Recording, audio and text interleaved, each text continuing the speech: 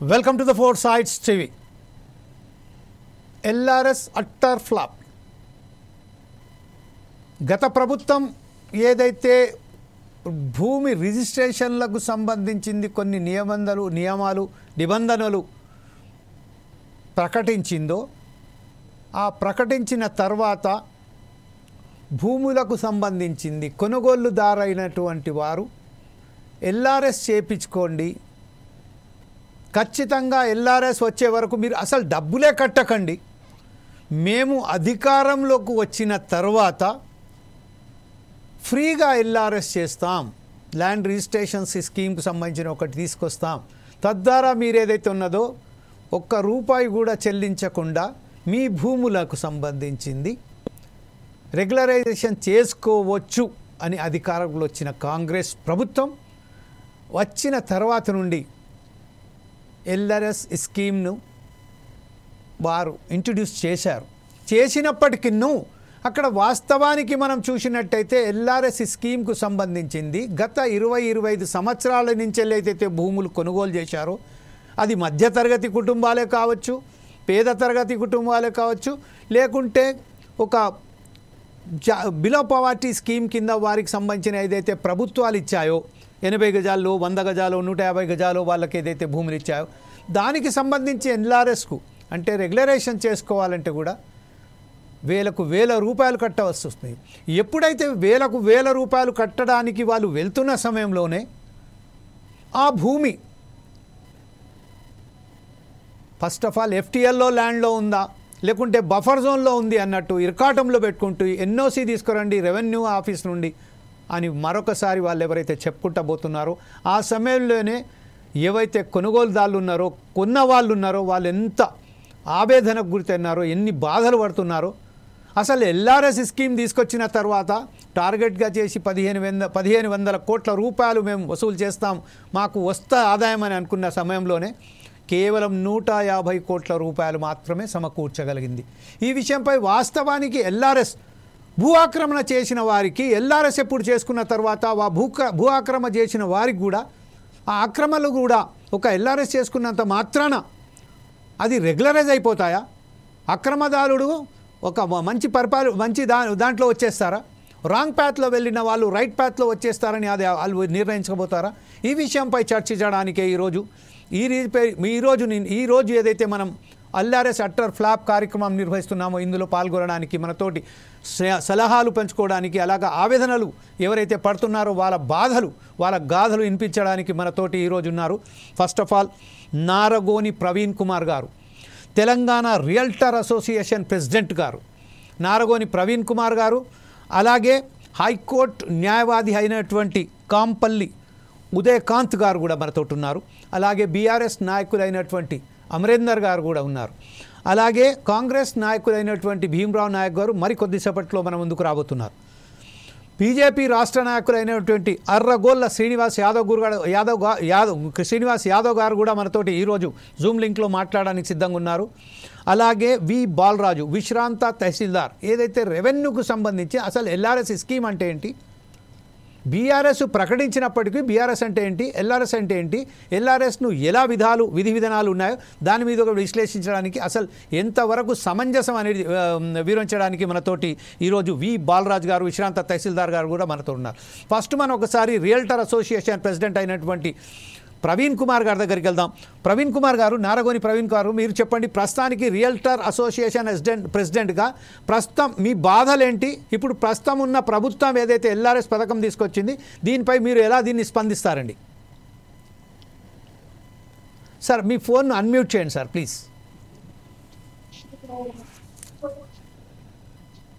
నా ఫోనా sir? Yes అన్మ్యూట్లో మాట్లాడండి సార్, వస్తుంది, ఇప్పుడు వస్తుంది.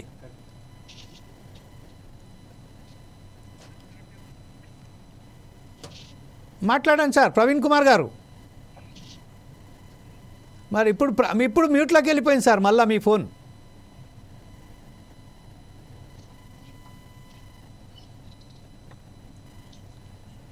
Still it is in a mute.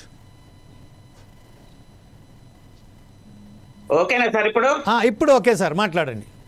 75 సంవత్సరాల నుంచి తెలంగాణ రాష్ట్రంలో గ్రామ పంచాయతీ లేఅవుట్లు జరుగుతున్నాయి సార్. ఎస్. అయితే రాజశేఖర రెడ్డి గారి ప్రభుత్వం, కాంగ్రెస్ ప్రభుత్వం అడిషనల్ బెనిఫిట్ కోసం, ప్రభుత్వానికి ఇన్కమ్ కోసము ఎల్ఆర్ఎస్ స్కీమ్ తీసుకురావటం జరిగింది. ఆ ఎల్ఆర్ఎస్ స్కీమ్ అనేది నిత్య ప్రక్రియగా జరుగుతూ వచ్చింది. ఆగస్టు 26, 2020 బీఆర్ఎస్ ప్రభుత్వము ఎల్ఆర్ఎస్ ఉంటేనే రిజిస్ట్రేషన్ చేస్తామని చెప్పి రిజిస్ట్రేషన్స్ బంద్ చేయడం జరిగింది ఒక 3 నెలలు. ఆ 3 నెలల కాలంలో మేము తెలంగాణ రియాల్టర్స్ తరఫున రాష్ట్ర వ్యాప్తంగా ఉద్యమాలు చేసినాం. ఎల్ఆర్ఎస్ లేకుండా రిజిస్ట్రేషన్ చేయాలని, పాత పద్ధతులని రిజిస్ట్రేషన్ చేయాలని ఇందిరా పార్క్ లో ఒక 10,000 మందితోటి ధర్నా నిర్వహించినాం. అయితే కేసీఆర్ ప్రభుత్వము వెనుకకు తగ్గి ఎల్ఆర్ఎస్ లేకున్నా కూడా రిజిస్ట్రేషన్స్ చేయటం మొదలుపెట్టింది. మేము ఏం చెప్పామంటే ₹1, ₹2 తీసుకొని ఎల్ఆర్ఎస్ ఇవ్వచ్చు కదా, లక్షల రూపాయలు ఎందుకు తీసుకోవాలి? లక్షల రూపాయలు తీసుకుంటేనే రెగ్యులరైజ్ అవుతుందా? అది అపవిత్రమైంది పవిత్రమవుతుందా? ఇల్లీగల్ లీగల్ అవుతుందా అని మేము ప్రశ్నించటం జరుగుతూ ఉంది. ఇంకా దారుణం ఏంటంటే ఎల్ఆర్ఎస్ లో ఎవరైతే లేఅవుట్లు చేశారో వాళ్ళతో పాటుగా ప్రభుత్వం కూడా ప్రజల్ని మోసం చేస్తుంది. ఓపెన్ స్పేస్ లేదు కాబట్టి మేము ఓపెన్ స్పేస్ కొనిస్తామని ఎల్ఆర్ఎస్ లో 14% మార్కెట్ వాల్యూ మీద ముక్కు పిండి వసూలు చేస్తుందండి. కానీ ఇప్పటి వరకు ఎక్కడ ఏ లేఅవుట్ లో ప్రభుత్వము ఓపెన్ స్పేస్ పార్కులు కొనివ్వటం అనేది జరగలేదు. అసలు కొనివ్వడానికి కూడా ఆ లేఅవుట్లలో పార్కు జాగాలు కానీ ఓపెన్ ప్లేస్లు కానీ ఉండవు. ఇది ఒక రకమైనటువంటి మోసము. కొత్తగా ఈ కాంగ్రెస్ ప్రభుత్వం ఏర్పడ్డ తర్వాత ఎల్ఆర్ఎస్ ని 25% అసలు మేము అప్పుడు ఉద్యమం చేస్తున్నప్పుడు ఇదే రాజశేఖర రెడ్డి గారు కానీ, ఇదే ఉత్తమ్ కుమార్ రెడ్డి గారు కానీ, పొంగులేటి గారు కానీ, బట్టి విక్రమార్క గారు వీళ్ళందరూ మాకు ఏం చెప్పారంటే మా ప్రభుత్వం వస్తే ఎల్ఆర్ఎస్ రద్దు చేస్తామని చెప్పారు. అప్పుడు ఇంకా ఇదే రేవంత్ రెడ్డి గారు కేసీఆర్ ని ఎద్దేవా చేస్తూ మ్యారేజ్ రెగ్యులరేషన్ స్కీమ్ కూడా తీసుకొస్తాడేమో కేసీఆర్ గారు ప్రభుత్వం ఇన్కమ్ కోసం అని చెప్పడం జరిగింది.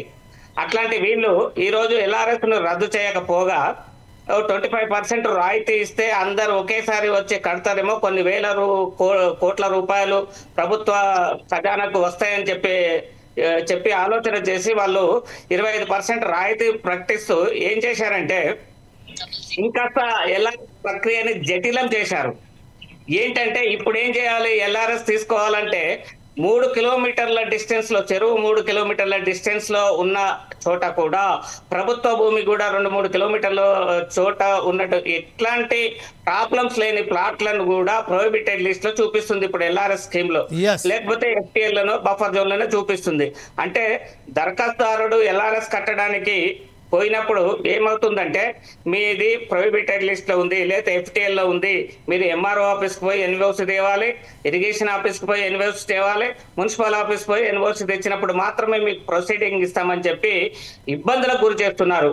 ఒక ఎంఆర్ఓ ఆఫీస్ నుంచి ఒక అధికారి కదిలి సైట్ ఇన్స్పెక్షన్ కు రావాలంటే, ఒక ఇరిగేషన్ ఆఫీస్ లో నుంచి ఒక అధికారి సైట్ ఇన్స్పెక్షన్ కు రావాలంటే నెలలు పట్టవచ్చు. పైగా ఇవన్నీ అవినీతికి నిలయాలైనటువంటి ఆఫీసులు, వీళ్ళు ఊరికినే రారు, ఎంతో కొంత చెల్లిస్తే తప్ప రానటువంటి పరిస్థితి ఉంది. చాలా ఇబ్బందికరమైనటువంటి విషయాలను దరఖాస్తుదారులు ఎదుర్కొంటున్నారు. సుమారు 25 లక్షల మంది దరఖాస్తుదారులు ఉన్నారు. ఇంకా దరఖాస్తు చేసుకున్నటువంటి వాళ్ళు కూడా చాలా మంది ఉన్నారు. వాళ్ళందరికీ ఈ ప్రభుత్వం అవకాశం ఇచ్చింది. అది చాలా సంతోషించదగినటువంటి విషయం అండి. మార్కెట్ వాల్యూలో 14% అంటే మీరు చూడండి, ఒక 50,000 రూపాయలు మార్కెట్ వాల్యూ ఉందంటే వాళ్ళు 14% అంటే ఒక 200 గజాలకు సుమారు 2 కోట్ల రూపాయలు అవుతుంది. ఫర్ ఎగ్జాంపుల్ ₹1 కోటి మార్కెట్ వాల్యూ ఉంటే 14% అంటే 14 లక్షలు కట్టాలండి. ఒక 4-5 ప్లాట్లు ఉన్న వాళ్ళు ఒక ప్లాట్ అమ్ముకుంటే తప్ప ఎల్ఆర్ఎస్ కట్టినటువంటి పరిస్థితి దాపరించింది.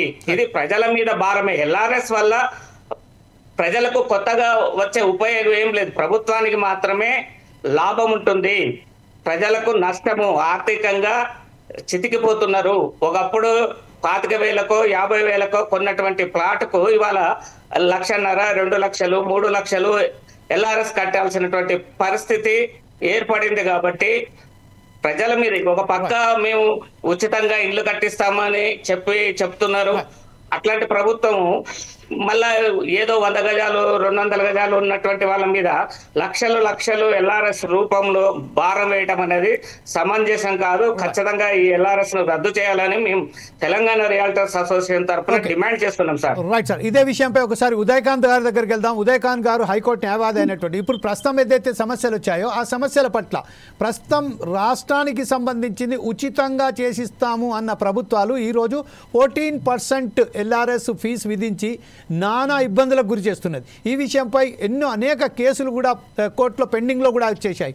ఈ నేపథ్యంలోనే ఇప్పుడు ప్రస్తుతం ఉన్న వాతావరణంలో ఎల్ఆర్ఎస్ రద్దు చేస్తాము, ఎల్ఆర్ఎస్కు సంబంధించిన మేము ఖచ్చితంగా మీరు ₹1 కూడా కట్టవలసిన అవసరం లేదు అని చెప్పిన గత ప్రభుత్వం ఇప్పుడు ఈ విధంగా ప్రకటించడంతో అనేక ఇబ్బందులు పడుతున్న విషయంపై మీరు యాజ్ ఏ హైకోర్టు న్యాయవాది మీరేమంటారండి?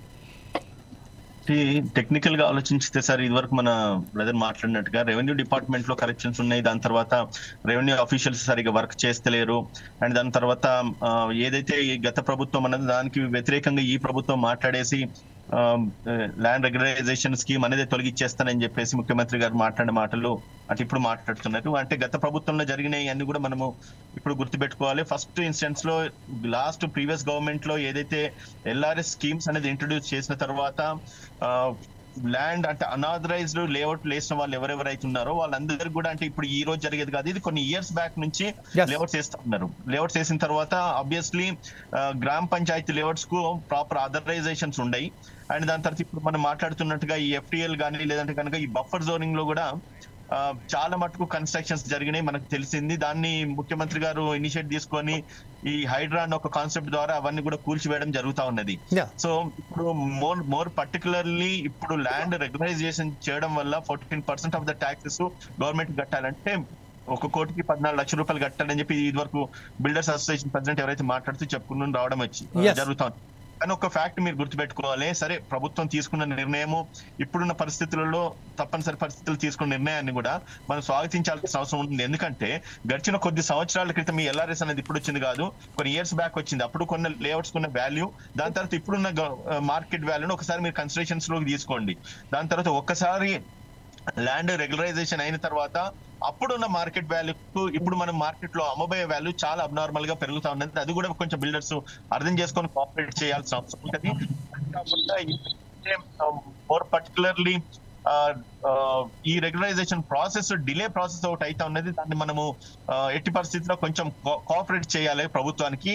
అంటే గవర్నమెంట్ ఒక రెవెన్యూ డివిజన్ లో డివిజన్ లో రిక్వైర్డ్ స్టాఫ్ కంటే కూడా అంటే ఎక్కువ లేఅవుట్స్ ఉండడం, దాని మీద ప్రభుత్వ యంత్రాంగం సఫిషియెంట్ స్టాఫ్ లేకపోవడము, అది కాకుండా ఇప్పుడున్న టెక్నికల్ ఇష్యూస్ కూడా చాలా మటుకు అంటే మనం వెబ్సైట్స్ లో అప్లోడ్ చేసే ప్రాసెస్ లో. ఉదయకాంత్ గారు, ఇప్పుడు మీరు చెప్పినారు in the sense of cooperation అని చెప్పారు. కోఆపరేషన్ చేయాలి ప్రభుత్వ అధికారులతోనే అని చెప్పారు, ప్రభుత్వంతో.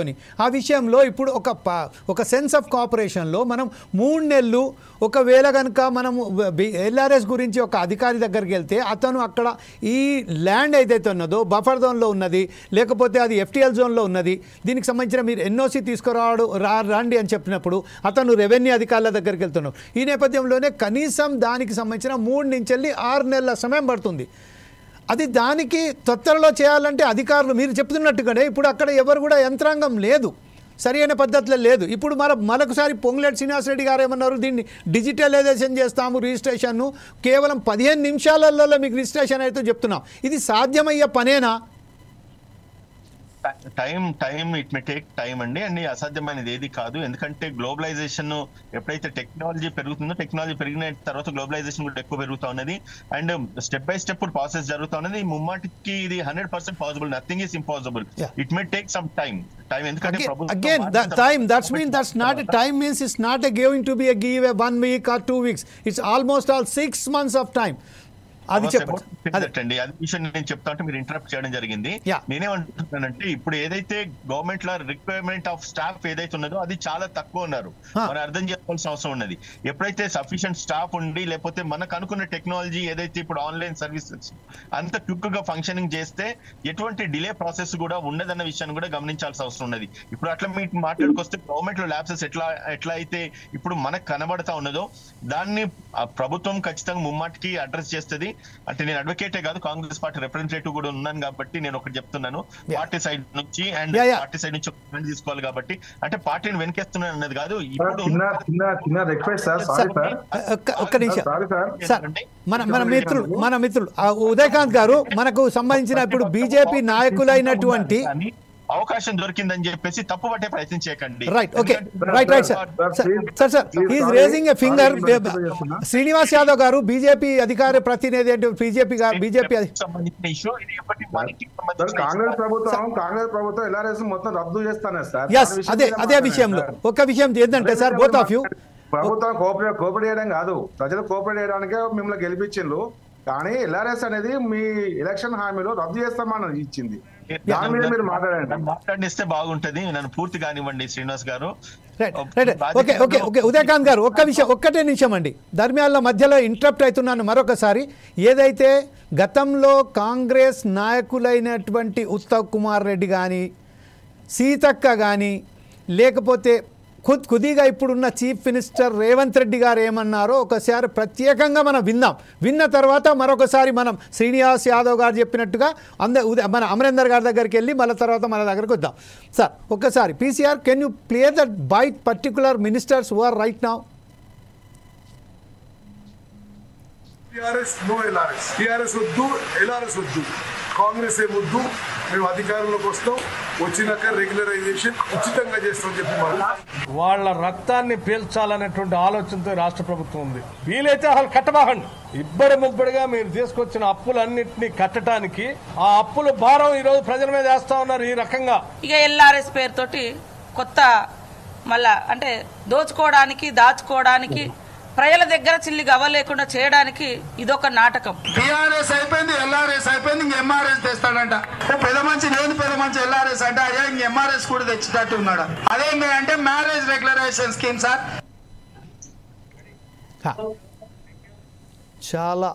చాలా క్లియర్గా మనం విన్నాం. రేవంత్ రెడ్డి కానీ డిప్టీ సీఎం అయినటువంటి బట్టి విక్రమార్క కానీ ఎట్లా మాట్లాడారో, ఉత్తమ్ కుమార్ రెడ్డి ఏం మాట్లాడారో, సీతక్క గారు ఎట్లా మాట్లాడారో ప్రత్యేకంగా మనం చూసాం. చేసిన తర్వాత ద్వంద్వ వైఖరి వ్యవహరిస్తూ ఈరోజు ఎప్పుడైతే అధికారంలో వచ్చాయో అధికారంలో రాగానే ఈరోజు మాట మార్చి 14% ఎల్ఆర్ఎస్ కట్టండి అని దానికి కూడా మీరు అడ్వకేట్గా ఉండి కూడా కాంగ్రెస్ పార్టీ తరఫున మాట్లాడుతూ ఇప్పుడు సమర్థించుకుంటూ వస్తున్నారు. దీనికి సంబంధించింది సార్ ప్రవీణ్ కుమార్ గారు కూడా is having some valid point to raise. At the same time మనం ఒకసారి ప్రవీణ్ కుమార్ దగ్గరికి వెళ్లే ముందు ఒకసారి మనం అమరేందర్ గారు ఏదో చెప్పబోతున్నారు. అమరేందర్ గారి దగ్గర వెళ్దాం. అమరేందర్ గారు చెప్పండి సార్. నమస్కారం. Yeah please sir, good afternoon. ఇప్పుడు కాంగ్రెస్ ప్రభుత్వం కానీ రేవంత్ రెడ్డి గారి ప్రభుత్వం కానీ మంత్రులు కానీ ఓపెన్ గా చెప్పాలంటే ఓడెక్కినాక ఓడం వల్ల, ఓడ దిగినాక బోడం వల్ల అని గురిగింజనట గుర్తారు కదట నలుగురకు. ఇప్పుడు మన ఉదయ్ కుమార్ న్యాయవాది గారు చెప్తున్నారు, నేను కూడా కాంగ్రెస్ ప్రజాప్రతినిధి కానీ తప్పు పట్టకండి అని చెప్తున్నాడు. ఇది ఎంత శోచనీయం అంటే బీఆర్ఎస్ ప్రభుత్వము ఓటమి చెందడానికి కాంగ్రెస్ గతంలో తీసుకొచ్చిన ఎల్ఆర్ఎస్ ని ఒక్కసారి దాని మీద పర్సు చేద్దాము అని గౌరవ కేసీఆర్ గారు అన్నందుకు మధ్యతరగతి ప్రజలు ఈ కాంగ్రెస్ నాయకుల మాటలు పట్టుకొని, ఈ అబద్ధాల కోరు ప్రభుత్వాల మాటలు పట్టుకొని, ఇప్పుడు ప్రభుత్వం వెళ్తున్నటువంటి మాటలు పట్టుకొని ఎన్ని అబద్ధాలు ఆడిరండి, ఎన్ని అంటే లంగ మాటలు మాట్లాడిర్రు, ఏడ పడితే ఆడ మాట్లాడి ప్రజలకు ఎల్ఆర్ఎస్ అంటే మమ్మల్ని రక్తం పీలుస్తారా, ఇట్లా చేస్తారా. అసలు ఎల్ఆర్ఎస్ అనే స్కీము గతంలో ప్రభుత్వం లేకుండా రాజశేఖర రెడ్డి గారు వచ్చిన తర్వాత కాంగ్రెస్ ప్రభుత్వం చేసింది పని. ఆయన కాంగ్రెస్ ప్రభుత్వంలో కూడా ఏం చేసిండు, ఎల్ఆర్ఎస్ ఎవరైతే గ్రామ పంచాయతీల్లో ఆ పురంబొక్కు భూములలో ఏమైనా జాగలుంటే, తర్వాత చెరువు శిఖంలలో ఏమైనా జాగలుంటే, మిగతా దగ్గర ఏమైనా ప్రభుత్వాల సీలింగ్ భూములలో ఏమైనా జాగలుంటే దాని మీద అక్కడ ఎలాంటిది గవర్నమెంట్ కానీ ప్రజలకు అన్యాయం జరగకుండా ఉన్న భూములని మేము రెగ్యులరైజ్ చేస్తామనేది ఒక స్కీమ్ తెచ్చిండు. దాన్ని కేసీఆర్ గారు ఏదైనా అడవి భూములున్నా ఇంకేమైనా భూములున్నా దాని మీద మీరు ఒకసారి గవర్నమెంట్ చేస్తారని ఆయన నామినల్ గా దాన్ని పర్సు చేద్దామనే ఉద్దేశంతో చేస్తే ఇంతకుముందు సోదరుడు మన ప్రవీణ్ కుమార్ గారు అన్నట్టుగా దాని మీద పెద్ద ఎత్తున నిరసన జరిగినాక దాన్ని విరమించుకోండి కేసీఆర్ గారు. దీని మీద ఆలోచిద్దామని అంటే అప్పుడు ఆలోచిద్దామన్న వారికల్లా ఉత్తమ్ కుమార్ రెడ్డి, ఎందుకంటే ఉత్తమ ప్రగల్భాలు పలికే ఉత్తమ కుమార్ రెడ్డి అంతో ఇంతో కొంచెం విలువలున్న వ్యక్తి అనుకుంటా కూడా ఆయన కూడా అన్నాడు, మనుషులా మీరు గాడిదలా ఈ రక్తాన్ని వీడుస్తారా ప్రజల మీ అప్పులు కట్టుకుంటందుకు మీరు దోసుకుంటందుకు ఇవాళ ఎవరి దోసుకుంటందుకండి, ఇవాళ ఏం దోసుకుంటందుకండి? ఇవాళ ఇంతకుముందు సోదరుడు మా ప్రవీణ్ కుమార్ గారు చెప్పారు, కేవలం ₹1 కోటి ఉన్నటువంటి ప్లాట్ కు ఓన్లీ 14 లక్షల రూపాయలు కట్టాలంటే గతంలో ఆ ప్లాట్ ₹1,00,000 50,000 గ్రామ పంచాయతీలో కొనుక్కున్నటువంటి వ్యక్తులు ఈ రోజు బిడ్డ పెళ్లికో కొడుకు పెళ్లికో లేకపోతే వాళ్ళ ఇంటి అవసరాల కోసమో ఇంకే అవసరాల కోసమో పిల్లల చదువుల కోసం మన ప్లాట్ అమ్ముదామని పోతే వీళ్ళు ఎన్ని మాటలు మాట్లాడుతున్నారు. ఇవాళ 25% డిస్కౌంట్ అంట. ఏం డిస్కౌంట్ ఇస్తున్నారు? మీ మాటకే డిస్కౌంట్ లేదు. ఇవాళ ఒక్కటి కాదు జమీల్ భాయ్ గారు, నేనేమంటున్నా అంటే ఎన్ని అబద్ధాలంటే వీళ్ళు కూడా ఎంత పవిత్రమైనటువంటి చదువుల దేవాలయాన్ని కూడా ఈ రోజు మొన్నటిదాకానేమో నెమలిళ్ళు లేవు, జింకలు లేవు, సాఫ్ చేస్తామని చెప్పిండ్రు. నిన్న మన మహేష్ కుమార్ గౌడ్ గారు ఏమంటారు, జింకలు ఉన్న మాట వాస్తవమే కానీ మేము చేసే దాంట్లో జింకలు అంటాడు. జింకలేమో కుక్కలు పట్టుకొని చేస్తే సుప్రీంకోర్టు జడ్జి మాట్లాడిరండి. సుప్రీంకోర్టు జడ్జి మాట్లాడినారు దాని ఆర్టిఫిషియల్ ఇంటెలిజెన్స్. ఇంతకుముందు ఇంకోటి చెప్తున్నా నేను, సోదరుడు చెప్పినట్టుగా ఉదయ్ కుమార్ గారు చెప్పినట్టుగా సార్ ఇప్పుడు ఆర్టిఫిషియల్ ఇంటెలిజెన్స్ వచ్చింది, టెక్నాలజీ పెరిగింది మీరు అంటున్నారు. మళ్ళా టెక్నాలజీ పెరిగిన తర్వాత కూడా మీరు ఎక్కడ పోతున్నారు అంటే ఇప్పుడు మీరు ఏదైతే భూమాత చట్టం తీసుకొచ్చిర్రో దాంట్లో కౌలుదారుడు అనుభవదారుడు అని కాలం పెట్టి మళ్ళా మాన్యువల్ రికార్డ్స్ కోసం ప్రయత్నిస్తున్నారు. మాన్యువల్ రికార్డ్స్ ఎప్పుడైతే ప్రయత్నిస్తున్నారో మళ్ళా ఈ గతంలో ఉన్నటువంటి రెవెన్యూలో ఉన్నటువంటి అత్యంత అవినీతిమైనటువంటి ఆఫీస్ ఏది ఉందంటే రెవెన్యూ డిపార్ట్మెంట్. ఆ డిపార్ట్మెంట్ లోనే అవినీతి జరగడానికి ఆస్కారం ఉంది. మళ్ళా గ్రామ పంచాయతీల కాడ నోటీసులు అవుతాయి.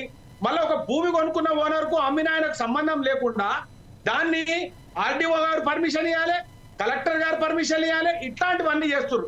ఈ ఎల్ఆర్ఎస్ అనే స్కీము జవాబుదారితనం ఉన్నట్టుగా ప్రభుత్వం ఏదైతే గతంలో మాట ఇచ్చిన ప్రకారంగా నేను మడమ తిప్పను, నేను మాట అంటే కరెక్ట్ అనుకునే రేవంత్ రెడ్డి అన్ని అబద్ధాలు బంద్ చేసి ప్రజలను ముఖ్యంగా ఈ ఎల్ఆర్ఎస్ కు స్కీమ్ భయపడుతుందవరంటే మధ్యతరగతి దిగువ మధ్యతరగతి. ఈ దిగువ మధ్యతరగతి గతంలో మేము కొంచెం చిన్నగా ఏమరపాటు ఉన్నందుకే మా ప్రభుత్వంలో ఓటమి చెందడానికి ఇది ఒక ప్రధానమైన కారణమైంది. కానీ మీకు ఈ ఎల్ఆర్ఎస్ స్కీమ్ కనుక మీరు ఇమ్మీడియట్ గా తీసుకోకపోతే ప్రభుత్వము సిద్ధంగా ఉంటారని నేను ప్రజల తరపు నుంచి మాట్లాడుతున్నాను జమీల్ భాయ్ గారు. Okay right. ఓకే సార్, మరొకసారి మనం ఉదయకాంత్ గారి దగ్గరికి వెళ్దాం. ఉదయకాంత్ గారు, ఇప్పుడు ప్రస్తుతం ఏదైతే మన అమరేందర్ గారి లేవెత్తిన అంశాలకు సంబంధించింది, గతంలో అయితే ప్రగల్భాలు పలికిన కాంగ్రెస్ ప్రభుత్వం ఈ రోజు మాట తప్పింది అని చాలా క్లియర్గా చెప్తున్నారు. దానికి ఉదాహరణ మనం ప్లే కూడా చేశాం. ఈ విషయంపై మీరేమంటారండి? నాకు ఇప్పటి వరకు తెలియదు మీరు కాంగ్రెస్ ప్రతినిధి అని. నాకు యాజ్ ఏ అడ్వకేట్గానే మీరు గుర్తించు, నేను దాన్ని మీరు ఇచ్చేసాను, కానీ ఇప్పుడు మీరే చెప్పారు కాంగ్రెస్ ప్రతినిధి అని. ఒకసారి చెప్పండి sir please.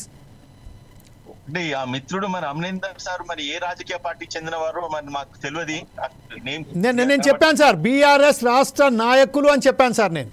Yeah go head. అది మనం ఒకటే ఇంకా క్లియర్ కట్ ఒకటి చేస్తాం. మనం చేస్తేనేమో సంస్థను పక్కోటి చేస్తే మరొకటి అని చెప్పి అంటారు.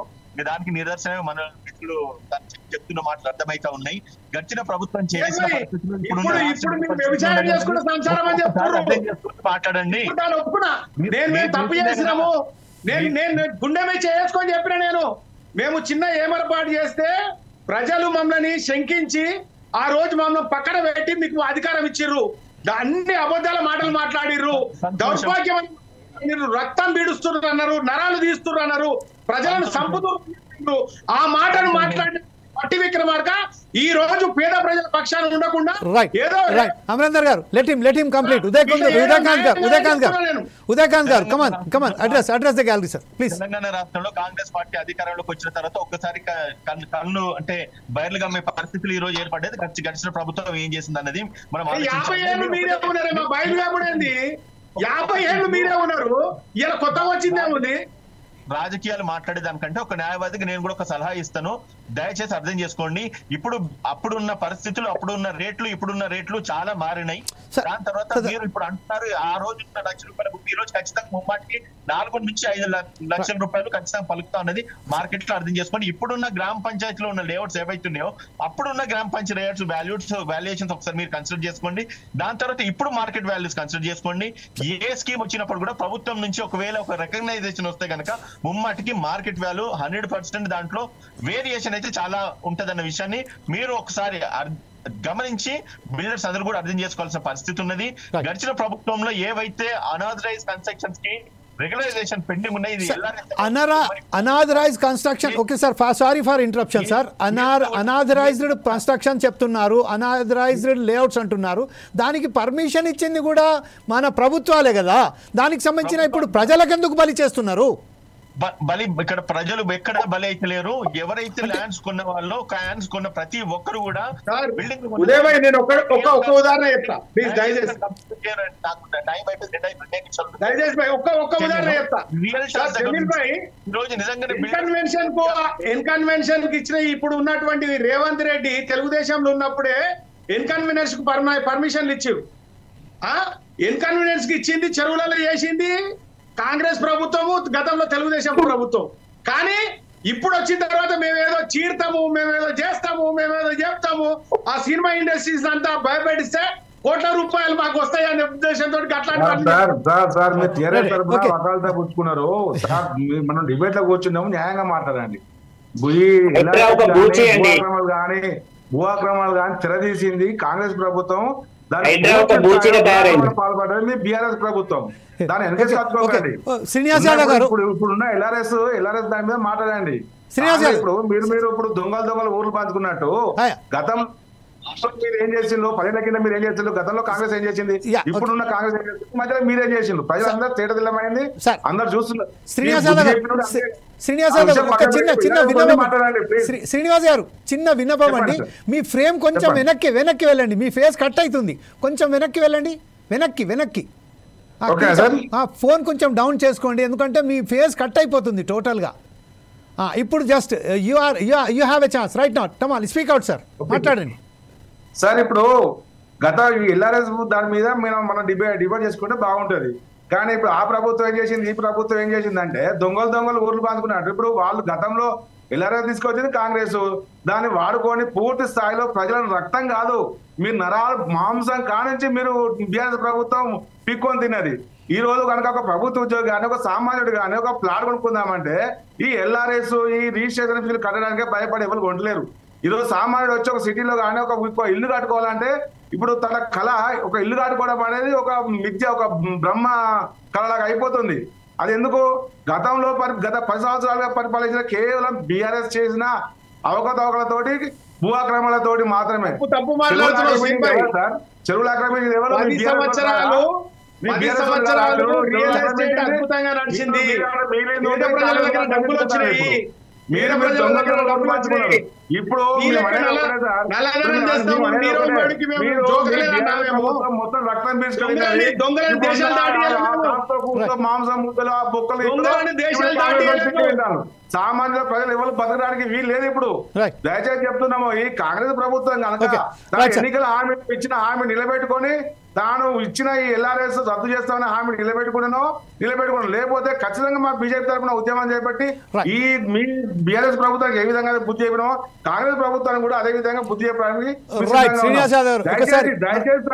దయచేసి పార్టీల విషయం కాదండి. మనకు కావాల్సిందల్లా ఇప్పుడు ప్రస్తుతం అయితే పార్టీలకు అతీతంగా ఈ రోజు ఏదో తన జీవితం మొత్తం త్యాగం చేయాల్సిన అవసరం లేదు సార్. గవర్నమెంట్ టీచరు తన కళ ఏంటి అంటే, గవర్నమెంట్ టీచర్ ఒక ప్రభుత్వ ఉద్యోగ కళ ఏంటంటే తన పిల్లల చదువులు, తన పిల్లల పెళ్లిళ్ళు, తన ఇల్లు ఒక ఇల్లు కట్టుకోవడం, తన కోట్లు సంపాదించారు సార్. కానీ మీరు వేసే ఈ ట్యాక్స్లతోటి ఇల్లు అనేది మిద్యలాగా మిగిలిపోతుంది. అది ఒక సామాన్య ఇల్లు కట్టుకోవాలంటే నన్ను జీవితంలో నేను అసలు సాధించలేననే కాడిపోతుంది. ఒక సామాన్య పౌరుడు ఇల్లు కట్టుకోవడం అనేది ఒక కళ సార్. కానీ మీ రెండు ప్రభుత్వాలు ఆ సామాన్యుడికి కళగానే మిగులుస్తున్నాయి తప్ప ఒక సామాన్య పబ్లిక్ ఇల్లు కట్టుకునే పరిస్థితికి కల్పించడం లేదు సార్. ప్రభుత్వం కాంగ్రెస్ ప్రభుత్వం ఇచ్చిన హామీ నిలబెట్టుకొని ఈ ఎల్ఆర్ఎస్ రద్దు చేయాల్సిందిగా మా demand sir. Okay, Srinivas Yadav గారు, ఇప్పుడు ప్రస్తుతం భీమ్రావ్ నాయక్ గారు అధికార ప్రతినిధి, కాంగ్రెస్ అధికార ప్రతినిధి భీమ్రావ్ నాయక్ గారు కూడా మనతో జాయిన్ అయిపోయారు. భీమ్రావ్ నాయక్ గారు, మీరు ఒకసారి ఆ వీడియో ఆన్ చేయండి. అలాగే ఒకసారి మనం పి బాలరాజు గారు, రిటైర్డ్ ఎవరైతే ఉన్నారో ఎంఆర్ఓ గారు, తహసీల్దార్ గారు, వారి దగ్గరికి వెళ్దాం. వాస్తవానికి ఎల్ఆర్ఎస్కు సంబంధించిన ఎంతవరకు ఇది వాస్తవము, ఎంతవరకు ఇది ఉపయోగపడే స్కీమ్ అనేది కూడా మనం తెలుసుకోవడానికి ప్రయత్నం చేద్దాం. సార్, ఇప్పుడు ఏదైతే ఎల్ఆర్ఎస్ తీసుకొచ్చిందో కాంగ్రెస్ ప్రభుత్వం, దాంట్లో మీరు రూపాయి కట్టవలసిన అవసరం లేదు అని చెప్పిన నాయకులు ఈరోజు అధికారంలో వచ్చిన తర్వాత 20% సబ్సిడీ ఇస్తాము, 14% ఆఫ్ టోటల్ అమౌంట్లో ఏదైతే ఉన్నదో అది మీరు కట్టాలి అని చెప్తున్నారు. అది ఎంతవరకు సమంజసం అని చెప్తారు సార్? అదే తహసీల్దార్, రిటైర్డ్ తహసీల్దార్, చెప్పండి సార్. అందరికీ good afternoon. Jameel sir, Praveen గారు, అమరేందర్, అలాగే ఉదయకాంత్, మిగతా మిత్రులందరికీ కూడా నమస్కారం, వందనాలు. ఒకసారి ప్రవీణ్ ఇంతకుముందు చాలా డిబేట్లో కలిసిన నేను. ఇప్పుడు గవర్నమెంట్ ఏదైనా తనకు సంబంధించి అంటే రెవెన్యూ జనరేషన్ కు రకరకాల పాటలు పడుతూ ఉంటది, జనం మీదనే పడుతుందండి. మేము పొలిటికల్ డిబేట్ కు రాలేను, బాగా పొలిటికల్ గా బాగా అంటే సీరియస్ నే కాన్వర్సేషన్ చేసిరు అక్కడ. అంటే మేము డిపార్ట్మెంట్ గా ఉండి చెప్పాల్సింది ఏంటంటే, భూములు ఆక్షన్ ద్వారా డబ్బులు వస్తాయి, రకరకాల మనీ తీసుకుంటది. తన ప్రభుత్వం నడవాలంటే ఎన్నో పనులు చేయాలి. ఎల్ఆర్ఎస్ అంటే లేఅవుట్ రెగ్యులరేషన్ స్కీమ్ అంటే ఆ లేఅవుట్ లో ఉన్నటువంటి ప్రభుత్వ భూమి ఉందా, దేవాలయ భూమి ఉందా, బఫర్ జోన్ ఉందా, లేకపోతే శిఖం ఉందా, తలాబ్ ఉందా, ఇవన్నీ ఉండగా కూడా లేఅవుట్ చేసి మన రకరకాలుగా పైరవీలు చేసి అప్రూవల్ తీసుకున్న తర్వాత దాని పర్మిషన్ ఇవ్వాలి. అంటే దాని పర్మిషన్ ఇవ్వాలని అంటే దానికి అన్ని ఆల్ ఎమ్యూనిటీస్ ఇవ్వాలి. ఆ ఇల్లీగల్ లేఅవుట్ అయినప్పటికీ కూడా పర్మిషన్స్ ఇవ్వాలి. పర్మిషన్స్ ఇవ్వాలంటే దాన్ని రెగ్యులరైజ్ చేసుకోవాలి. రెగ్యులరైజ్ చేసుకోవాలనుకుంటే గవర్నమెంట్ ఏమన్నదంటే, మేము రెగ్యులరైజ్ చేస్తాము, కొంత అమౌంట్ కట్టండి అనే దాని మీద ఒక స్కీమ్ ఉన్నది. గవర్నమెంట్ అప్పుడు తెలంగాణ గవర్నమెంట్ కానీ, బీఆర్ఎస్ కానీ, లేకపోతే టీడీపీ కానీ ఏదైనా కూడా భూములు అమ్మారు. తర్వాత బిల్డింగ్ రెగ్యులరైజేషన్ స్కీమ్ కూడా వచ్చింది ఆ మధ్యన. బిల్డింగ్ ఏంటంటే కొన్ని సెట్ బ్యాక్స్ లేవని, తర్వాత ఎక్సెస్ ఫ్లోర్ ఏరియా రేషియో పెరిగిందని ఏదో ఒక చిన్న సాకు చెప్పాలి, పబ్లిక్ ని కన్విన్స్ చేసి కొంత రెవెన్యూ రాబట్టుకోవడం అనేది గత కాలం నుంచి వస్తున్నటువంటి సంప్రదాయం అండి. ఇందులో కాంగ్రెస్ చేసిందని ఇప్పుడు ఎవరైనా వాగ్దానాలు చాలా చేస్తారు. ఇవ సింపుల్ గా అనేయటం కాదు. అక్కడ ఏదో రెవెన్యూ వాళ్ళు అవినీతి పరులు, లేకపోతే మున్సిపాలిటీ వాళ్ళు అవినీతి పరులు, మీరు పాలిటిక్స్ లో ఉన్న వాళ్ళంతా చాలా నిజాయితీగా ఉంటారని ఏమైనా సర్టిఫికేట్ ఇవ్వగలరా? Can you assure anyone? నేను ఇవాళ వచ్చిన ఎమ్మెల్యే, ఆయన రిటైర్ అయిపోయిన 5 ఏళ్ల కల్లా ఆయన ప్రాపర్టీస్ 10 times పెరుగుతున్నాయి, మళ్ళీ పోటీ చేయాలి. కాబట్టి అవన్నీ మీరు డిస్కస్ చేయడం దానికంటే ఇప్పుడు ఇది ఏంటంటే, ఇది ఎలక్షన్ ప్రామిస్ తను ఏం చేసింది, నేను ఖచ్చితంగా ఫ్రీ ఆఫ్ కాస్ట్ లో మేము ఎల్ఆర్ఎస్ లో చేస్తాము అని చెప్పారు. ఎన్నికల వాగ్దానాలు చాలా చేస్తారు, చాలా మంది చాలా చేస్తారు. ఇదే ప్రవీణ్ గారు, మేము కూడా ఇద్దరు కూడా వేరే ఈ రెవెన్యూ జనరేషన్ లో 1-2 సార్లు డిబేట్లు కూడా పాల్గొన్నాము. ఏ ప్రభుత్వమైన భూములు అమ్ముకోవడం అంటే ఏంది, రెవెన్యూ జనరేషనే కదా. డబ్బులు లేవు కాబట్టి భూములు అమ్ముకున్నాం. ఒకటి భూములు అమ్ముకున్నా, ఏ భూములు అమ్ముకున్నా రెవెన్యూ జనరేషన్ కోసమే. ఒక చిన్న ఇంటరప్ట్ చేయాలని సార్ ప్లీజ్. ఒక విషయం ఏంటంటే it is related to the common people. Common people కాబట్టి ఒక విషయం నేను ఇంటరప్ట్ అవుతున్నాను సార్. ఏంటంటే మీరు బఫర్ జోన్ అన్నారు, FTL జోన్ అన్నారు, అలాగే భాషిక ఏదైతే తలపుకు సంబంధించిన భూములు అని చెప్పారు. ఆ విషయంలో ఎప్పుడైతే అతను ఎల్ఆర్ఎస్కు వెళ్తారో భూమి కొనేటప్పుడు అతను పూర్తి పేపర్లు చూసుకొని రిజిస్ట్రేషన్కి వెళ్ళవలసి ఉంటుంది. అది ఎంఆర్ఓ ఆఫీస్కు కానీ, లేకపోతే రిజిస్ట్రేషన్ ఆఫీస్కు కానీ ఎక్కడికి వెళ్ళిన సమయంలో ఆ భూమి శిఖం భూమి కానీ, లేకుంటే ఏమంటారు దాన్ని FTL భూమి కానీ, లేకపోతే బఫర్ జోన్ అని కానీ తేలి ఉంటుంది కదా సార్. దానికి సంబంధించిన లేఅవుట్ ఎట్లా వాళ్ళు దానికి పర్మిషన్ ఇచ్చారు? నన్ను అడిగారు కదా, ఒకవేళ నిజంగా ఏ కొద్దిగా కూడా ఏది FTL ఉన్నా, బఫర్ జోన్ ఉన్నా, కన్సర్న్ ఆఫీసరు నేను చేయలేను అని అంటే ఈ పొలిటీషియన్ అతను ఉండని సార్ అక్కడ. Sir This is another matter. You are not employed to the political party, sir. You are a government employee. Whenever you are a governmental, you are obeyed to the government, not to the political party, sir. Political parties వాళ్ళ దగ్గర ఉండి influence చేసి approval తీసుకొని పోతారు. అలాంటప్పుడు ప్రభుత్వ అధికారి బాధ్యత కాంప్లైంట్ చేయాలి కాదు సార్, మరి చేయాలి. ప్రభుత్వ అధికారి ఎట్లా ఇస్తారు సార్? మీరు కూడా నిజాయితీగానే చేయగలగాలి. ఒక అఫీషియల్ ను అనటం కాదు. ఇక్కడ అనే ముందు మనం 4 ఆలోచించాలి మిత్రమా. ఎట్లుంటదంటే అన్నింటిలో అవినీతి భయం ఉంటుంది, అది ఉండద్దనే కదా. ఓన్లీ ఇప్పుడు జమీల్ గారు తీసుకొచ్చిన డిబేట్ ఏంటంటే, అప్పుడు ప్రామిస్ చేశారు మీరు టీఆర్ఎస్ గవర్నమెంట్ బాగా డబ్బులు వసూలు చేస్తుంది, ₹1,00,000 ప్లాట్ తీసుకున్న తర్వాత అదనంగా ఇంకొక 50,000 వసూలు చేయాలని ప్లాన్ చేస్తున్నది. ఇది సరైంది కాదు, ఇది వాస్తవం, ఇది మనం కూడా ఒప్పుకుందాం ఆ మాట. కానీ రెవెన్యూ జనరేషన్ కోసం మనకు ప్లాన్ చేసింది. ఆ ప్లాన్ ఎంతవరకు సమంజసము, ఇది కామన్ పీపుల్ ఎంత సఫర్ అవుతున్నారు దాని మీద ఇవాళ మన డిబేట్. ఈ డిబేట్ ని తీసుకొని పోయి మీరు బీఆర్ఎస్ అది చేసింది, లేకపోతే ఇప్పుడు ప్రవీణ్ ఆయన డైరెక్ట్ గా అందులో ఇన్వాల్వ్ అయినాడు కాబట్టి వాళ్ళు ఏదైనా అప్రూవ్ కానీ ప్లాట్ ఉంటే వాళ్ళు కూడా పొలిటీషియన్ సపోర్ట్ తీసుకొని అప్రూవ్ చేయించారు. ఇప్పుడు మనం ఇప్పుడు మీరు చెప్పదలుచుకుంది ఏంది? లెటర్ స్టాప్ ఇయరా. తను అనుకున్న టార్గెట్ 1,500 కోట్లు 150 కోట్లకు వచ్చి ఆగిపోయింది అంటే ప్రభుత్వం ఫెయిల్యూర్ కింద తీసుకుంటారా? ఎట్లా? How do justify the debate? అంటే డిబేట్ లో ఉన్న కార్యక్రమం ఏంటంటే, ఇప్పుడు మనము పబ్లిక్ కు ఏమని చెప్తాం? ఇప్పుడు 2 అపోజిషన్ పార్టీస్ ఉన్నారు, రూలింగ్ పార్టీ ఉన్నది, అందరికీ ఇష్టం లేదు. నిజంగానే ఇష్టం లేకుండా వదిలేద్దామా? మరి ఇప్పుడు పర్మిషన్ ఇయ్య అంటారు ఆయన. ఇప్పుడు ఎంఆర్ఓ దగ్గర పోయి రెగ్యులరేషన్ లేకపోతే ఎన్ఓసి తీసుకొని రమ్మంటుండే. ఎంఆర్ఓ ఇప్పటికిప్పుడు ఇస్తాడా, తహసీల్దార్ ఇస్తాడా, ఆర్టీఓ ఇస్తాడా? కలెక్టర్ లేరు కాబట్టి రెగ్యులరేషన్ ఆగిపోయినట్టు. అంటే డబ్బులు రావు, మరి ఎట్లా చేద్దాం? అంటే మనము ఒక బాధ్యతాయుతమైన డిబేట్ జరుగుతూ ఉన్నప్పుడు మన చర్చ అనేది పబ్లిక్ కామన్ పీపుల్ కి ఏం కావాలంటే, వెదర్ నాకు చాలా మంది అడుగుతారు జమీల్ భాయ్, చాలా మంది ఏమడుగుతారంటే, సార్ నేను రెగ్యులరైజ్ చేయించుకోవాలా అని దాదాపు 7 మంది అడిగారు. అంటే నేనేమన్నా, చూడబోయి చేయించుకుంటే ఒక రకంగా తృప్తి ఉంటది, చేయించుకోకుంటే అయ్యో చేయించుకోకపోతే కదా 25% కన్సెషన్ ఇచ్చినా కూడా అనేది ఒకటి. 2 రకాలుగా మనిషిని వేధిస్తా ఉంటది ఆ ప్రశ్న. అంటే మీరు ఎంకరేజ్ చేస్తున్నారా, డిస్కరేజ్ చేస్తున్నారా, ఒక పొలిటికల్ గేమ్ ఆడుతున్నారా అనేది కామన్ మ్యాన్ కి అర్థం కాదు. మీరు ఇచ్చే సలహా చెప్పండి సామాన్యమైన ప్రజలకు. మీరు ఏం సలహా ఇస్తారు as a government retired officer గా? మీరు ఇచ్చే సలహా ఏం చెప్పండి. మేము పొలిటికల్ పార్టీకి సరే అది పక్కన పెట్టండి, మీరు ప్రభుత్వంలో ఒక అధికారిగా ఉన్నారు కాబట్టి మీరు ఇలాంటి సలహా ఇస్తే ప్రజలకు లాభం అవుతుందో చెప్పండి. ఇప్పుడు గవర్నమెంట్ రెగ్యులరైజేషన్ పోతేనే నేను ఇస్తా అనే మాట మనకి ఎప్పుడు తీసుకోదు గవర్నమెంట్ పాలసీ అయినా కూడా. ఒక పాలసీ తీసుకొని వచ్చింది, ఎస్ మేము దీని ద్వారా జనరేట్ చేయాలనుకున్నాము. అయితే మనము ఏదైతే గవర్నమెంట్ అయితే 25% స్కీమ్ అనుకుందాం, దాన్ని ఇంకా కొంత ఏదైనా యాడ్ చేసి క్లోజ్ చేయమనాలి తప్ప లక్షలు వసూలు చేసే కార్యక్రమాన్ని స్వస్తి చేయాలి. మీరు ఇన్ని కోట్లు ఇంతమందిని ఇబ్బంది పెట్టి ఇంత డబ్బు వసూలు చేసే స్కీమ్ కాకుండా, ఇప్పుడు ₹100 అన్న దగ్గర ఒక ₹40 ₹50 మీరు తప్పదు, వేరే ఆల్టర్నేట్ లేదు. గత ప్రభుత్వంలో చాలా ఈ విషయంపై ప్రవీణ్ కుమార్ గారు ఏదో హ్యాండ్ రేస్ చేస్తున్నారు, ఫింగర్ రేస్ చేస్తున్నారు. ప్రవీణ్ కుమార్ గారు ఏదో చెప్పబోతున్నారు. ప్రవీణ్ కుమార్ గారు ఎప్పుడైతే బాలరాజ్ గారు చెప్తున్నారో దాంట్లో సరైన ఇంకొక హాఫ్ మినిట్ క్లోజ్ చేయండి జమీల్ భాయ్. Please sir. అంటే మనము ఇప్పుడు మన డిబేట్ 4 వింటున్నారు వైసా. గవర్నమెంట్ స్కీమ్ తీసుకొచ్చింది, మనకి ఎప్పుడు తీసుకురాలి? ఓ ప్రామిస్ చేసి నేను చేయను అన్నది, ఖజానా చూస్తే ఖాళీ ఉన్నది, ఏదో ఒకటి తీసుకొద్దాం అనుకుంది. ఇది అయిన తర్వాత మళ్ళీ బీఆర్ఎస్ కూడా తెస్తారు, గుర్తుపెట్టుకోండి బాగా. ఇది అయిపోయిన తర్వాత వదిలిపెట్టారు శ్రీనివాస్ గారు. మళ్ళీ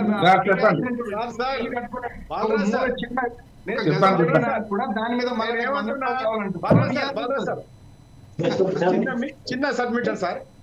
ఏమంటున్నా, గతంలో కేసీఆర్ గారు తెచ్చినప్పుడు పేద ప్రజలను అది ఇట్లా స్కీమ్ వస్తుంది ఇట్లా చేద్దాం అనుకుంటున్నాం అన్నప్పుడు రెచ్చగొట్టే వ్యాఖ్యలు చేసి పబ్బం గడుపుకోవడానికి ప్రతిపక్షాలు ఉన్నటువంటి అప్పుడున్నటువంటి రేవంత్ రెడ్డి, బట్టి విక్రమార్క, ఉత్తమ్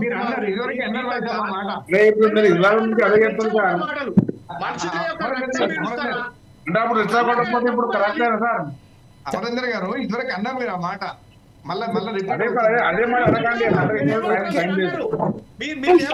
రాజకీయ నాయకులలో ఒక వాగ్దానాలు చేస్తారు ఖచ్చితంగా అన్నారు. వాగ్దానాలు వేరు, చేస్తున్న వాగ్దానాలకు మేము దీన్ని అడ్డుకుంటాం అన్నది వేరండి. ప్రభుత్వంలోకి వచ్చినప్పుడు జవాబుదారితనం అనేది గరే అక్కడనే ఉంటదండి.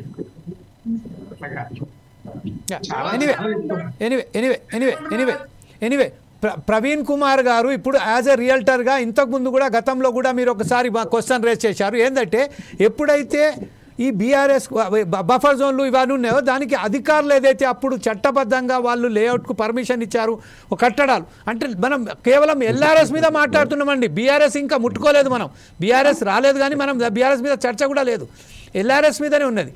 ల్యాండ్స్ ఏదైతే ఉన్నదో లేఅవుట్ రిజిస్ట్రేషన్స్ రెగ్యులరైజేషన్స్ స్కీమ్ ఏదైతే ఉన్నదో దాని మీద. అయితే ప్రస్తుతం ఏదైతే ఆ అధికారులు ఎప్పుడైతే లేఅవుట్లకు సంబంధించి చెప్పారో, ఏ లేఅవుట్లు అయితే అక్రమంగా లేఅవుట్లు చేశారో ఈరోజు అది ఈ ఫీజులు చెల్లించడం ద్వారా అక్రమ చేసిన దాంట్లో సక్రమ అయిపోతుందా? ఎప్పుడైతే అది పుణ్యంగా, అది పాపం పోయి పుణ్యంగా మారిపోతుందా పైసలు కట్టంగానే? ఈ విషయంపై యాజ్ ఎ రియల్టర్గా ఇంకొక విషయం ఏంటంటే, అప్పుడు 50,000 రూపాయలు ఎకరం ఉందాం అనుకుందాం, ఇవి అదే భూమి ఇప్పుడు 50 లక్షల రూపాయల ఎకరం ఉన్నదండి. అంటే అప్పుడు 50,000 ఎకరం కొన్నోడు ఈరోజు 50 లక్షల రూపాయల ఎకరం ఎట్లా? దానికి సంబంధించిన అది 14% కట్టాలి, 20% రాయితీ ఇస్తున్నట్టు ఒక ముంగట ఏదో బిస్కెట్స్ వేసినట్టు చేసిర్రు. దీని విషయంలో మీరేమంటారండి?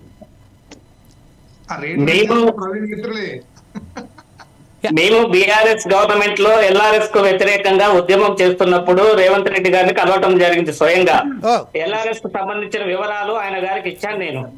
ఇస్తే మా ప్రభుత్వం వస్తే ఖచ్చితంగా ఈ ఎల్ఆర్ఎస్ ను రద్దు చేస్తాం ప్రవీణ్ గారు అని చెప్పి ఆయన నాకు హామీ ఇవ్వటం జరిగింది. ఆ తర్వాత జిహెచ్ఎంసీ ఎన్నికలకు ముందు గోల్కొండ హోటల్లో బండి సంజయ్ గారిని అరవింద్ గారిని కలిసి బీజేపీ పార్టీ మేనిఫెస్టోలో మేము ఎల్ఆర్ఎస్ ని బీఆర్ఎస్ ని రద్దు చేస్తామని పెట్టించడం జరిగింది. దానివల్ల వాళ్ళు మన జిహెచ్ఎంసీ ఎన్నికల్లో కార్పొరేటర్లు 48 మంది గెలవటం జరిగిందండి. ఇకపోతే మనం ఇక్కడ తెలుసుకోవాల్సింది ఏంటంటే, ఏ ప్లాట్కి అయితే ఎల్ఆర్ఎస్ ఇస్తారో ఆ ఎల్ఆర్ఎస్ అనేది లీగాలిటీని తీసుకురాదండి. ఎల్ఆర్ఎస్ అనేది ప్రభుత్వ భూములకు ఇచ్చారు, ఎఫ్టీఎల్కి ఇచ్చారు, బఫర్ జోన్లకు ఇచ్చారు, వక్ఫ్ బోర్డ్ భూమికి ఇచ్చారు. అది ఎల్ఆర్ఎస్ తీసుకున్నంత మాత్రాన లీగాలిటీ అనేది ఉండదు అనేది ఫస్ట్ తెలుసుకోవాలి మనం. ఇంకోటి ఏంటంటే, నేను ఖచ్చితంగా ఇక్కడ రేజ్ చేసే పాయింట్ ఏంటంటే, ఈ ప్రభుత్వము మీ లేఅవుట్ లో ఓపెన్ ప్లేస్ లేదు కాబట్టి మేము ఓపెన్ ప్లేస్ కొనిస్తామని 14% ఛార్జెస్ చేస్తున్నారు. ఎట్లా కొనిస్తారు, ఏ నుంచి తీసుకొచ్చిస్తారు అనేది ఇప్పటి వరకు మాకు ఏ ప్రభుత్వం సమాధానం చెప్పనటువంటి పరిస్థితి ఉంది. అట్లాగే మేమేమంటున్నాం అంటే, ఇప్పటికిప్పుడు ఎల్ఆర్ఎస్ కట్టిన వాళ్లకు 25% మేము రాయితీ ఇస్తామని చెప్తే, ఇప్పటికిప్పుడు కట్టాలంటే లక్షల రూపాయలు కట్టాలి. మరి లక్షల రూపాయలు ఇప్పటికిప్పుడు ప్రజల దగ్గర ఉండాలి కదా కట్టాలంటే. వాళ్ళ దగ్గర డబ్బులు ఉన్నప్పుడు కడతారు, లేకుంటే వాళ్ళు ఇంటి నిర్మాణానికి పోయినప్పుడు ఎల్ఆర్ఎస్ తో పాటుగా పర్మిషన్ తీసుకుంటారు. అయితే ఇక్కడ నేను ఏమంటున్నంటే, సామాన్య మానవుడికి రిజిస్ట్రేషన్ ఛార్జెస్ కానీ, ఎల్ఆర్ఎస్ ఛార్జెస్ కానీ, పర్మిషన్ ఛార్జెస్ కానీ అందుబాటులో లేవు. రిజిస్ట్రేషన్ ఛార్జెస్ లక్షలలో అవుతున్నాయి, ఎల్ఆర్ఎస్ ఛార్జెస్ లక్షలలో అవుతున్నాయి, పర్మిషన్ ఛార్జెస్ కూడా లక్షలలో అవుతున్నాయి. అంటే 5 నుంచి 10 లక్షల రూపాయలు కేవలం ప్రభుత్వానికి చెల్లించే ఛార్జెస్ ఉంటున్నాయి. ఇవి పేద మధ్య తరగతి ప్రజలకు అందుబాటులో ఉండటం లేదు. కాబట్టి మేమేమంటున్నామంటే, ఎల్ఆర్ఎస్ అనేది ఒక 10 రూపాయలు 5 రూపాయలు తీసుకొని రెగ్యులరైజ్ చేయండి. లక్షల రూపాయలు. ఒక సెకండ్ అండి, వన్ సెకండ్ అండి. ఉదయకాంత్ గారు మీ ఫోన్ కొంచెం మ్యూట్ లో పెట్టండి సార్, బాగా డిస్టర్బ్ అవుతుంది. ఉదయకాంత్ గారు please can you put your phone mute mode? Udayakanth గారు మీ ఫోన్ మ్యూట్ లో పెట్టండి సార్. ఓకే, ప్రవీణ్ కుమార్ గారు గో హెడ్. వస్తాడరా తెలియదు, వస్తానని చెప్పి నేనేమంటున్నానంటే, ఈ రాయితీ ఏదైతే ప్రకటించిందో ప్రభుత్వము, ఈ రాయితీ ఎల్లప్పటికీ ఉండాలి, ఎప్పటికీ ఉండాలి. ఇప్పుడు డబ్బున్న వాళ్ళు మాత్రమే ఎల్ఆర్ఎస్ చెల్లిస్తారండి. డబ్బు లేని వాళ్ళ పరిస్థితి ఏంది? డబ్బు లేని వాళ్ళు పేద మధ్య తరగతి ప్రజలు ఉంటారు. ఆ పేద మధ్య తరగతి ప్రజలు వాళ్ళ దగ్గర డబ్బులు ఉన్నప్పుడు, వాళ్ళు ఇంటి నిర్మాణానికి పోయినప్పుడు ఎల్ఆర్ఎస్ చెల్లిస్తారు కదా, వాళ్ళకు మాత్రం రాయితీ ఏమో ఇప్పుడు కట్టే సంపన్నులకు మాత్రమే రాయితీ ఇస్తామనే పద్ధతి కూడా కరెక్ట్ కాదు. మీరు ఏదైతే రాయితీని ప్రకటించారో 25% అనేది అది ఎల్లప్పటికీ కొనసాగాలి. ఇంకోటి, ఎల్ఆర్ఎస్ అనేది అది నిత్య ప్రక్రియగా ఉండాలి. ఇప్పటికిప్పుడే ఎల్ఆర్ఎస్ ద్వారా కొన్ని వేల కోట్ల రూపాయలు కలెక్షన్ చేసుకుందామనే పద్ధతి కూడా కరెక్ట్ కాదు. ప్రజలు కట్టలేరు ఇమీడియట్ గా అనేది మేము ప్రభుత్వ దృష్టికి తీసుకొస్తున్నాం. Right, okay sir. ఇదే విషయంపై ఉదయకాంత్ గారు ఇప్పుడు మీరేమంటారండి? ప్రవీణ్ కుమార్ గారు చాలా క్లియర్గా గారు ఇప్పుడు డబ్బులు లేకపోయేసరికి డబ్బులు కట్టండి అని మేము ఒక పరిమితం టైం పర్మిట్ ఇచ్చాము, ఈ టైము ఒక పర్టికులర్ టైం ఇచ్చాము, ఈ లోపే కట్టాలి అని చెప్తున్నారు. ఈ నేపథ్యంలోనే డబ్బులున్న వారైతే కడతారు, కానీ ఎవరైతే మధ్యతరగతి ఉన్నారో పిలో పార్టీ పీపుల్ ఉన్నారో వాళ్ళు డబ్బులు లేగాని ఎట్లా కడతారని చెప్తున్నారు. ఈ విషయంపై మీరేమంటారండి? మళ్ళీ అది చెప్తున్నానండి. ఒకవేళ ల్యాండ్ రెగ్యులరైజేషన్ చేసుకోవడం వల్ల ఖచ్చితంగా భూమి వాల్యూ పెరుగుతుంది. ఇప్పుడు బిల్డర్స్ అందరూ కూడా బిల్డింగ్లు కట్టిన తర్వాత అందరూ డబ్బులుండే బిల్డింగ్లు కొనుక్కోవడానికి వస్తున్నారు. ఒకసారి ఆలోచించాల్సిన అవసరం ఉంటుంది. ఏదైతే బిల్డర్స్ అందరూ బిల్డింగ్లు కట్టేసి బ్యాంకుల నుంచి లోన్లు తీసుకున్న తర్వాత కూడా పేమెంట్లు చేసిన తర్వాత ఎంతో మంది అప్లికెంట్స్ డిఫాల్టర్లు చేయడానికి ఈ రోజు బిల్డర్స్ కారణమైతే దానికి బిల్డర్స్ సమాధానం ఏం చెప్తారంటే we are not raising a question of BRS, sir. This is a land layout builders అందరూ కూడా గమనించాల్సిన అవసరం ఉందని చెప్పి నేను తెలియజేస్తా ఉన్నాను. అండ్ ప్రభుత్వం ఇప్పుడున్న పరిస్థితుల్లో ఇది వరకు ఎంఆర్ఓ గారు చాలా క్లియర్ కట్ గా మాట్లాడారు. ఆయన అభినందించాలి. ఇది పొలిటికల్ డిబేట్ కాకుండా కొంచెం ఇంటలెక్చువల్ డిబేట్ లాగా. Sir, again and again I am saying to you, sir, it is not a question of BRS. It is not a building registration scheme. It is layout registration scheme, sir. అందరు ముందుకు వస్తే ఖచ్చితంగా ఈ రోజు కాకపోయినా కూడా 100 రూపాయల భూమి. నేను అడ్వకేట్ గారికి ఒక ప్రశ్న వేస్తున్నానండి. Sir, ఎల్ఆర్ఎస్ తీసుకుంటే లీగాలిటీ వస్తదా? This is the point, sir, we are raising. This is the only point. తీసుకుంటే లీగాలిటీ ఉన్నదా దానికి? Sir, ఏం ఉపయోగం? ఉదయకాంత్ గారు ఏదైతే ప్రవీణ్ కుమార్ గారు అడుగుతున్నారు చెప్పండి సార్. తప్పుడు సమాచారాన్ని ప్రజలకు పంచకండి. ఎల్ఆర్ఎస్ వల్ల ఏమి ఉపయోగం అంటే మీకు 100% తెలుసు.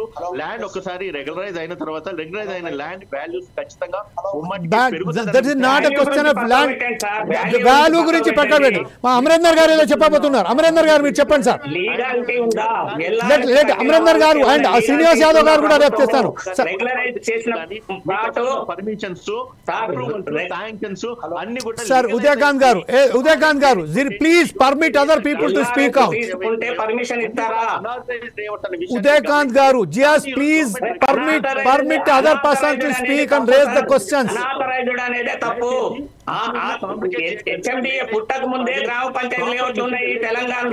Sir, again and again I am saying, please. Udayakant garu, just తెలంగాణలో ఉన్నటువంటి అన్ని నగరాలు కూడా గ్రామ పంచాయతీ లేఅవుట్ల మీద నిర్మాణం జరిగింది సార్. ఇవి ఇల్లీగల్ అనేది ప్రచారం చేశారు, గ్లోబల్ ప్రచారం చేశారు.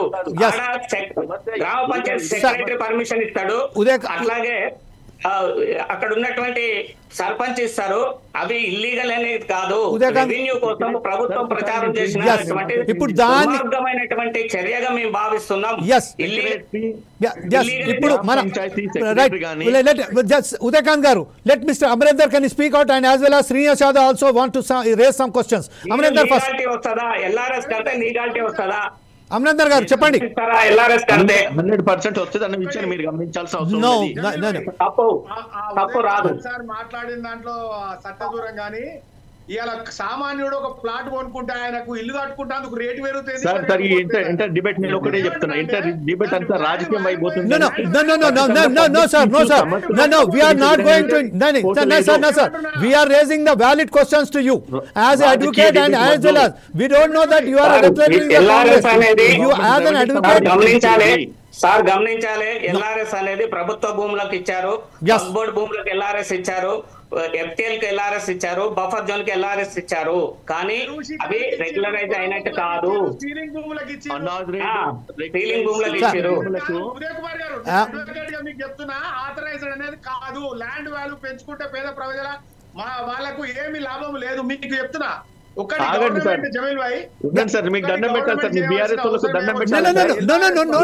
need not to say like that, sir, because we are raising a valid questions.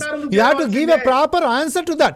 And moreover, ఏదైతే రాజకీయాలు చేయడానికి కొద్ది హద్దులు ఉండాలి. సార్ ఇది రాజకీయం కానే కాదు. ఈ చర్చ మాత్రం ఎల్ఆర్ఎస్ కు సంబంధించిన మనం మాట్లాడుతున్నాం. ఎల్ఆర్ఎస్ కు దానికి ఏ రాజకీయ పార్టీని ద్వేషించలేము, ఏ రాజకీయాన్ని ద్వేషించే ఉద్దేశం కూడా లేదు. లేదు జమీల్ గారు, ప్రజల పక్షాన మాట్లాడుతున్నాం, ప్రజల కోసం మాట్లాడదాం, ప్రజల కోసం మాట్లాడదాం. మీరు అడ్వకేట్ మళ్ళా మధ్యలో మాట్లాడుతున్నారు. ఇప్పటిదాకా మాట్లాడారు. ఒక నిమిషం ఆగండి. మీరు ఆగండి. మీ ప్రాపర్టీ వాల్యూ పెంచుకోవడానికి ఎల్ఆర్ఎస్ కాదు. ప్రాపర్టీ బ్యాంక్ లో పెట్టుకోవడానికి ఎల్ఆర్ఎస్ కాదు. నేను వాల్యూ పెంచుకోవడానికి ఎల్ఆర్ఎస్ అంటలేను. ఎల్ఆర్ఎస్ వల్ల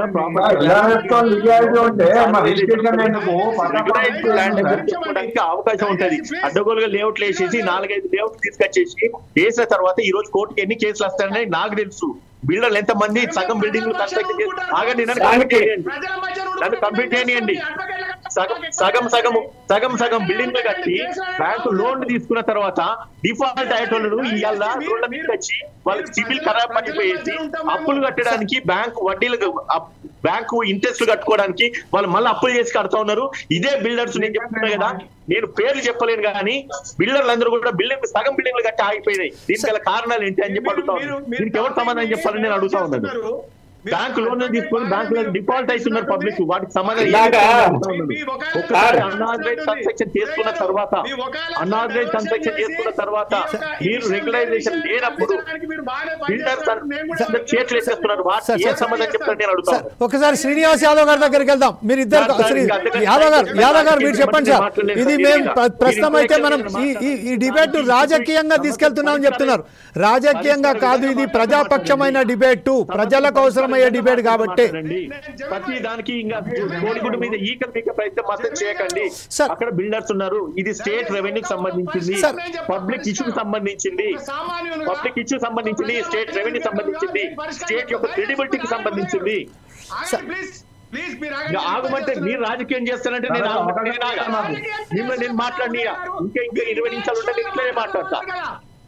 దయచేసి మీరు చేయలేదా ఎల్ఆర్ఎస్, మీరు వసూలు చేయలేదా, మీరు కలెక్షన్ చేసుకోలేదా బీఆర్ఎస్ వాళ్ళు? మీరు అట్లా మాట్లాడమండి, అట్లా కూడా మాట్లాడతా. బీఆర్ఎస్ వాళ్ళు కట్టించుకోలేదా పైసలు? ఎల్ఆర్ఎస్ బీఆర్ఎస్ రాలేదా? పేద ప్రజల గురించి మాట్లాడితే ఈ విధంగా ఉండేది. పేద ప్రజలు first of all Praveen Kumar గారు చెప్పినట్టుగా ఈ విషయంపై ఎల్ఆర్ఎస్ పెట్టుకున్ను. ఇది ఏదైతే అనాధికారికంగా ఉన్న భూమి అధికారం కాదు అని, అధికారికంగా కానే కాదని చెప్పారు. ఈ విషయంపై శ్రీనివాస్ యాదవ్ గారు మీరేమంటారు? కన్క్లూజన్ చేస్తా. నేను ఏమంటున్నా, ఇది లాంగ్ టర్మ్ చేయవలసిందే. ఇది ఒక రోజుతో అయ్యేది కాదు. ఇది దాంట్లో కూడా ఈ 14% కాకుండా పేద ప్రజలకు అందరికి 2-3% చేసి దాన్ని ఒక కట్ ఆఫ్ చేసేసి తర్వాత ఎవరైతే ప్రజలు ఆ ల్యాండ్ కన్స్ట్రక్షన్ చేసుకుంటప్పుడు లేకపోతే ల్యాండ్ బదలాయింపు అమ్మకం జరిగినప్పుడు దాంట్లో రిజిస్ట్రేషన్ ఆఫీస్ కు తప్పనిసరిగా పోతారు. అప్పుడు డబ్బులు ఉంటాయి, అమ్ముకునే వాళ్ళకి డబ్బులు ఉంటాయి, లేకపోతే కొనే వాళ్ళ దగ్గర డబ్బులు ఉంటాయి. అప్పుడు దాంట్లో ఎల్ఆర్ఎస్ స్కీమ్ పెట్టి 2%, 3% తీసుకుంటే న్యాయంగా ఉంటది. అదే విధంగా రెండో విధంగా కన్స్ట్రక్షన్ చేసేటప్పుడు ఒక ఇల్లు కన్స్ట్రక్షన్ చేసుకుంటప్పుడు మీరు వస్తే పర్మిషన్ కోసం వచ్చినప్పుడు మీ దగ్గర ఎల్ఆర్ఎస్ లేదు కాబట్టి అక్కడ 2% తీసుకుంటే న్యాయం ఉంటది. ఈ 14% చేయడం వల్ల దీంట్లో ఒక పేద ప్రజలు ఇంతకుముందు మన రెవెన్యూ డిపార్ట్మెంట్ రిటైర్ సార్ అన్నట్టుగా బాలరాజ్ సార్ అన్నట్టుగా ఒక పేద ప్రజలు ఇల్లు కట్టుకోవడానికి పోయినప్పుడు ఆయన జాగ ఉంది, ఆయన దాని మీద ఏం రెవెన్యూ వస్తలేదు, ఆ జాగ అట్లే ఉంటే మీరు కట్టాలి కంపల్సరిగా, ఉరితాడేస్తాం. గతంలో నేను చెప్పిన కదా, మా పార్టీ కూడా చిన్న ఏమరపాటుకు గురైంది. దీని వల్ల ప్రభుత్వం నష్టపోయినాము. మీరు వచ్చిండ్రు, వాగ్దానాలు చేసిర్రు, అబద్ధాలు చెప్పిర్రు. అబద్ధం మాటలు ఒక్కరు కాదు, అడుగడుగు అబద్ధాలు మాట్లాడిర్రు. కేసీఆర్ జేబులకే వస్తున్నట్టుగా మీరు చేస్తేనేమో ప్రభుత్వ ఖజానాకు వస్తున్నాయి, కేసీఆర్ చేస్తేనేమో జేబులకు వస్తున్నట్టుగా మాట్లాడిర్రు. ఆ తప్పుడు మాటల వల్ల మీరు అన్ని మాటలు వాపసు తీసుకోవాలి. ఇది ప్రభుత్వం చేస్తున్న పని కాబట్టి జవాబుదారితనంగా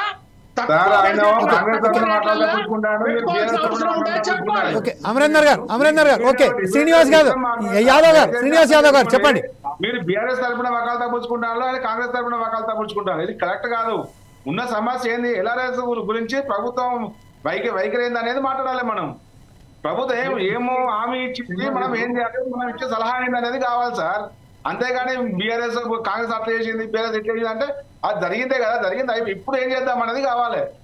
నేను ఇప్పుడే నేను పేద ప్రజల కోసం మనం అందరం కూడా ఏ పార్టీలు ఉన్నా, రెవెన్యూ డిపార్ట్మెంట్లు ఉన్నా పేద ప్రజల పక్షాన్నే ఉంటాం రోజు ఏదైనా గానీ. నేనేమంటున్నా 2%, 3% కట్ ఆఫ్ చేసేసి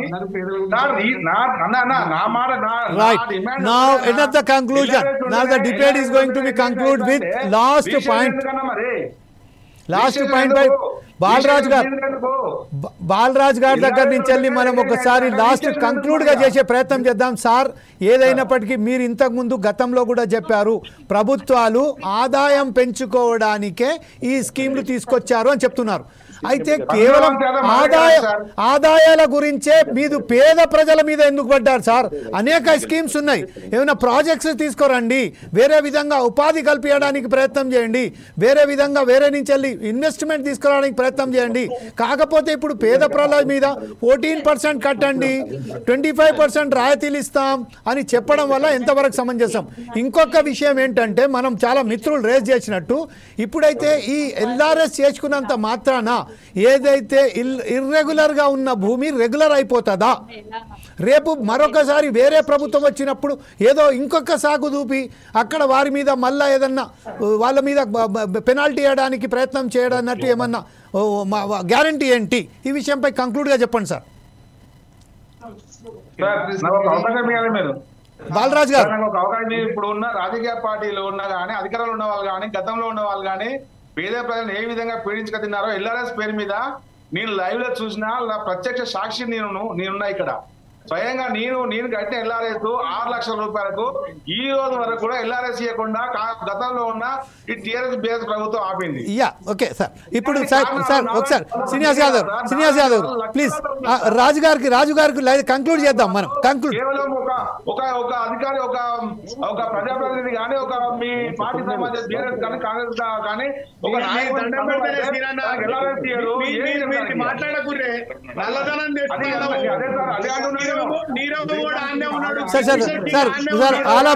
ప్లీజ్ రాజు గారు మాట్లాడుతున్నారు, బాలరాజు గారు మాట్లాడుతున్నారు. ఇది ఎల్ఆర్ఎస్ స్కీమ్ అనేది కేవలం ప్రభుత్వ ఖజానా నింపడానికి మాత్రమే తప్ప సామాన్య ప్రజలకి ఎలాంటి ఉపయోగం లేదు. 100% దానికి సంబంధించింది మనం బాలరాజు గారితో కంక్లూడ్ చేద్దాం. నల్ల చట్టాలు తెచ్చి ఎట్లయితే వాపస్ తీసుకున్నారో ఈ ఎల్ఆర్ఎస్ మీద మాట్లాడిన కాంగ్రెస్ పార్టీ కూడా అదే విధంగా వాపస్ తీసుకోవాలి. ఏ విధంగా రైతు చట్టాల గురించి నల్ల చట్టాలు తెచ్చి మీరు ఇప్పుడు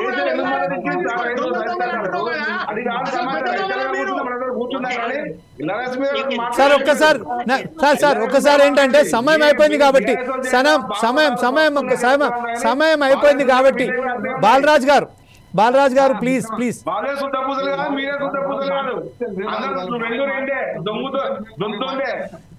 సార్ బాలరాజ్ గారు